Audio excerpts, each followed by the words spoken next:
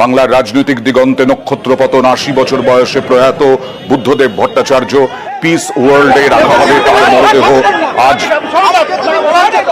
বুদ্ধবাবুর স্ত্রী সঙ্গে রয়েছেন, বুদ্ধবাবুর মরদেহ পৌঁছলো পিস ওয়ার্ল্ডে।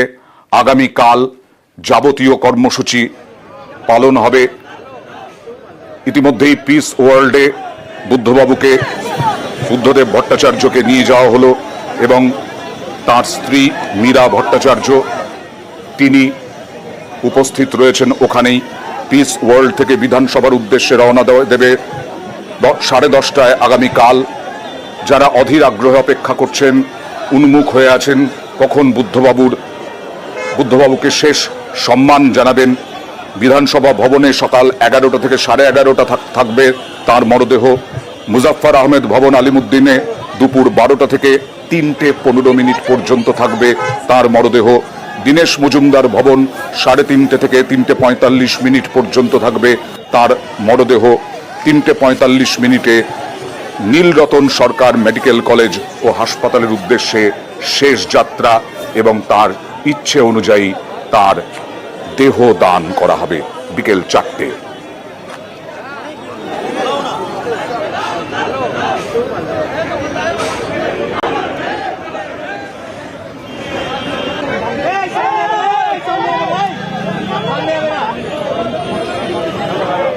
কাল রাতেই শারীরিক অবস্থার অবনতি হয়েছিল। আজ সকালে তিনি ব্রেকফাস্ট করেন, তারপরেই চিরবিদায় নেন প্রাক্তন মুখ্যমন্ত্রী বুদ্ধদেব ভট্টাচার্য। গত কয়েক বছর ধরে শ্বাসকষ্টজনিত রোগে তিনি ভুগছিলেন। মাঝে মধ্যেই তাকে বিভিন্ন হাসপাতালে নিয়ে যেতে হয়, কিন্তু তিনি বাড়ি ছাড়তে রাজি হননি। বাড়িও নয়, 2 কামরার ফ্ল্যাট, সেই 2 কামরার ফ্ল্যাটেও যেতে রাজি হননি, ওখান থেকে যেতে রাজি হননি, ছাড়তে রাজি হননি। হাসপাতালে যেতে চাইতেন না, কিন্তু শারীরিক যে স্বাস্থ্য, সেই স্বাস্থ্যের জন্য, চিকিৎসার জন্য তাকে নিয়ে যেতে হয়েছে। সরাসরি দেখছেন পিস ওয়ার্ল্ড থেকে শোকাবহ কিরকম পরিস্থিতি, জানবো প্রতিনিধি ভেঙ্কটেশ্বরের কাছ থেকে। প্রাক্তন মুখ্যমন্ত্রী বুদ্ধদেব ভট্টাচার্যের নিথর দেহ এসে পৌঁছলো পিস ওয়ার্ল্ডে এবং আমরা দেখতে পাচ্ছি পাম এভিনিউ বাড়ির সামনে যখনই সকাল থেকে খবর চাউর হয় যে প্রাক্তন মুখ্যমন্ত্রীর প্রয়াণ, তারপর থেকে যে ভিড় আমরা দেখেছিলাম একেবারে সেই পিস ওয়ার্ল্ডে, যেখানে কিছুক্ষণ আগেই প্রাক্তন মুখ্যমন্ত্রী বুদ্ধদেব ভট্টাচার্যকে নিয়ে আসা হয়েছে, এখানে আজকে তার দেহ সংরক্ষণ করা হবে। সেখানেও প্রচুর মানুষ কিন্তু সেখানে ভিড় করেছেন। প্রাক্তন মুখ্যমন্ত্রী বুদ্ধদেব ভট্টাচার্যের স্ত্রী মীরা ভট্টাচার্য তিনিও পিস ওয়ার্ল্ডে এসে পৌঁছেছেন এবং আজকে এখানেই পিস ওয়ার্ল্ডে তার দেহ সংরক্ষণ করা হবে এবং এখনো পর্যন্ত যেটা খবর রয়েছে সেটা আগামীকাল সকালে প্রথমে বিধানসভায় তার নিথর মরদেহ শায়িত রাখা হবে, যেখানে শেষ শ্রদ্ধা জানানোর পর আলিমুদ্দিন স্থিত হয়ে তারপরে তার দেহ, যেহেতু দেহদানের অঙ্গীকারবদ্ধ হয়েছিলেন বুদ্ধদেব ভট্টাচার্য, ফলে সেখানে গবেষণার জন্য সে দেহ তুলে ধরা হবে। এই যে পিস ওয়ার্ল্ড মানে পাম অ্যাভিনিউয়ে 2 কামরার ফ্ল্যাট, বহু বছর পরে তিনি বিদায় জানালেন ওই ফ্ল্যাটকে। তারপরে পিস ওয়ার্ল্ড, সিপিআইএম বাম কর্মী সমর্থক, কিরকম ছিল এই যাত্রা পথটা পিস ওয়ার্ল্ড থেকে পাম অ্যাভিনিউ থেকে পিস ওয়ার্ল্ড? ভেঙ্কটেশ্বর, দেখেন পাম অ্যাভিনিউ প্রাক্তন মুখ্যমন্ত্রী বুদ্ধদেব ভট্টাচার্যের বাড়ি, সেখান থেকে একেবারে পিস ওয়ার্ল্ডের যে গোটা যে যাত্রাপথ, সেই যাত্রাপথে দলীয় কর্মী সমর্থক নেতৃত্ব তারা তো ছিলেন, প্রচুর সাধারণ মানুষ সেই যাত্রায় কিন্তু পায়ে পা মিলিয়েছিলেন এবং একেবারে পিস ওয়ার্ল্ডে কিছুক্ষণ আগেই প্রাক্তন মুখ্যমন্ত্রী বুদ্ধদেব ভট্টাচার্যের দেহ এখানে নিয়ে আসা হয়েছে, সেখানে সংরক্ষণ করা হবে এবং পাম অ্যাভিনিউ সকাল থেকেই বাড়িতে ভিড় উঠে পড়েছিল। যখনই প্রাক্তন মুখ্যমন্ত্রী বুদ্ধদেব ভট্টাচার্যের প্রয়াণের খবর ছড়িয়ে পড়ে, তারপরে প্রচুর সাধারণ মানুষ, শুধুমাত্র দলীয় কর্মী সমর্থক নেতৃত্ব নয়, এবং পাম অ্যাভিনিউ যেখানে 2 কামরার ফ্ল্যাটে প্রাক্তন মুখ্যমন্ত্রীর বাসভবন, সেখান থেকে একেবারে পিস ওয়ার্ল্ড পর্যন্ত গোটা যাত্রা পথে সেখানে দলীয় কর্মী সমর্থকরা প্রাক্তন মুখ্যমন্ত্রীর হয়ে স্লোগান দেন, সেখানে তারা তাদের যে সঙ্গীত পরিবেশন করেন এবং একেবারে গোটা যে যাত্রা পথ, অর্থাৎ পাম অ্যাভিনিউ বাড়ি থেকে প্রাক্তন মুখ্যমন্ত্রী বুদ্ধদেব ভট্টাচার্যকে নিয়ে তারাও কিন্তু পিস ওয়ার্ল্ডে এসে এই মুহূর্তে উপস্থিত হয়েছেন এবং পিস ওয়ার্ল্ডে এসে পৌঁছলেন প্রাক্তন মুখ্যমন্ত্রী বুদ্ধদেব ভট্টাচার্যের স্ত্রী মীরা ভট্টাচার্য এবং তার ছেলে, তার সন্তান সুচেতন ভট্টাচার্যর সঙ্গে আছেন। এই যে কয়েক বছর ধরে, এই কয়েক বছরের জীবনযাপন কিন্তু খুব কষ্টের ছিল বুদ্ধদেব ভট্টাচার্যের, কারণ বারবার শ্বাসকষ্টজনিত রোগ এবং সেই ফুসফুসে সংক্রমণ, তারপর বাড়িতেই একেবারে দরজা জানলা বন্ধ করে জীবনযাপন করা। সেই অবস্থায় হাসপাতালে মাঝে মধ্যেই নিয়ে যেতে হয়েছে, বিভিন্ন হাসপাতালে বুদ্ধদেব ভট্টাচার্যকে। যেমন গত বছরের 9 আগস্ট হাসপাতাল থেকে বিপন্মুক্ত হয়ে বাড়ি ফিরেছিলেন। 29শে জুলাই গত বছর আশঙ্কাজনক অবস্থায় তাকে ভর্তি করানো হয়েছিল। তারপরে তিনি প্রায় 12 দিনের মাথায় তাকে ছেড়ে দেওয়া হয়। বাড়িতে ফিরিয়েও কঠোর বিধিনিষেধের মধ্যে রাখা হয়েছিল প্রয়াত বুদ্ধদেব ভট্টাচার্যকে। দীর্ঘদিন ধরেই গুরুতর শ্বাসকষ্টজনিত সমস্যায় ভুগছিলেন বুদ্ধদেব বাবু।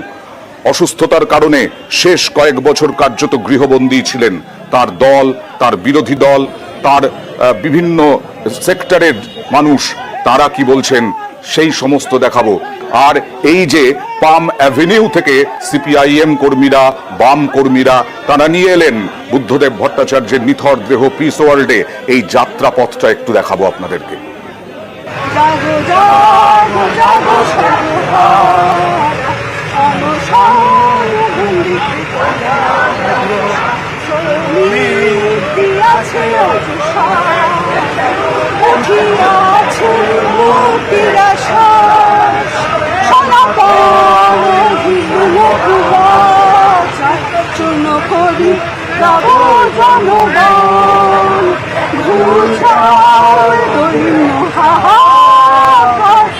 জীবন মরণ পরিপান শেষ যুদ্ধ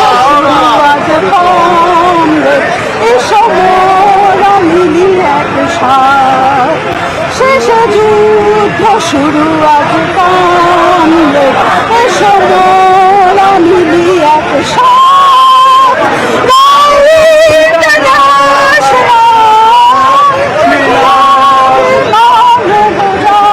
ভট্টাচার্য দীর্ঘদিন তিনি ব্যবহার করেছেন দুটো মাত্র গাড়ি, অ্যাম্বাসেডর, সাদা ধবধবে সাদা অ্যাম্বাসেডর, এবং তার 23 বছরের বুদ্ধদেবের সারথি হচ্ছেন ওসমান। একসময় বুদ্ধদেবের ছায়া সঙ্গী ওসমান অসুস্থ, তা সত্ত্বেও তিনি ছুটে এসেছেন। মৃত্যু সংবাদে বিধ্বস্ত ওসমান কি বলছেন দেখুন। এরকম কোনো একটা দিন মনে পড়ছে যে উনি একদিন লেট করবেন? না না, আর গাড়িতে আপনার চালানোর প্রশংসা করেছেন, আমরা শুনেছি, অনেক জায়গায় বলেছেন। গাড়ি আমি চালাবো। উনি বলেছিলেন যে ওসমান ছাড়া আমি অন্য কারো গাড়িতে বসবো না।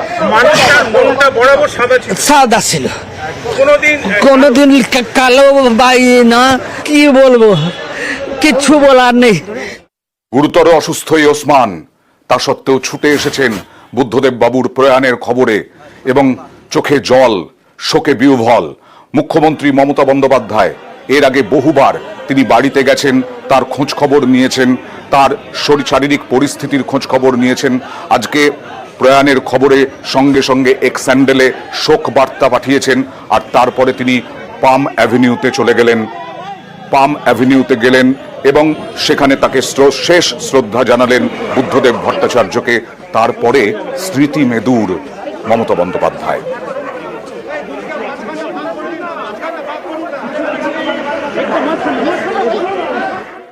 আমি যখন আসতাম, যতদিন তিনি ভালো ছিলেন, তিনি অনেক গল্প করতেন, অনেক কথা বলতেন, সেগুলো ব্যক্তিগত লেভেলে। আমি সেসব কথা বাইরে আনতে চাই না। আমার সাথে দেখা হয়েছে সিঙ্গুর আন্দোলনের পরে গোপাল গান্ধী যখন গভর্নর ছিলেন, একটা সুন্দর পরিবেশে আলোচনা হচ্ছিল। গোপাল গান্ধী তখন জিজ্ঞেস করলেন, আচ্ছা বলুন তো, ভরা থাক গানটার অন্তরাটা কি? উনিও বসেছিলেন, আমিও বসেছিলাম। আমি তখন বলেছিলাম, যে পথে যেতে হবে সে পথে তুমি একা, নয়নে আধার রবে, ধ্যানে আলোক রেখা। এই ঘটনাগুলো আমার মনে পড়ে। মমতা বন্দ্যোপাধ্যায় আজকে স্মৃতি বিহ্বল। তার সঙ্গে বুদ্ধদেব ভট্টাচার্যের রাজনৈতিক বিরোধিতা, আদর্শগত বিরোধিতা সব থাকা সত্ত্বেও মুখ্যমন্ত্রী মমতা বন্দ্যোপাধ্যায় বারবার ছুটে গেছেন।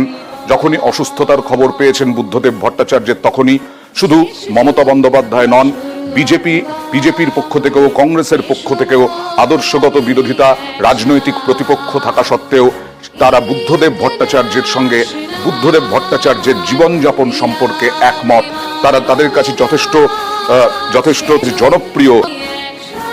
আর প্রধানমন্ত্রী নরেন্দ্র মোদী প্রাক্তন মুখ্যমন্ত্রী বুদ্ধদেব ভট্টাচার্যের প্রয়াণে এক্স হ্যান্ডেলে লিখলেন যে বুদ্ধদেব ভট্টাচার্য মুখ্যমন্ত্রী একজন ব্যক্তিত্ব ছিলেন এবং স্তম্ভ ছিলেন, এবং তাকে নিজের রাজ্যের প্রতি উন্নয়নে দায়বদ্ধ ছিলেন, এবং তার পরিবার তার সমর্থকদের পাশে দাঁড়াচ্ছেন, শোক প্রকাশ করছেন প্রধানমন্ত্রী নরেন্দ্র মোদী।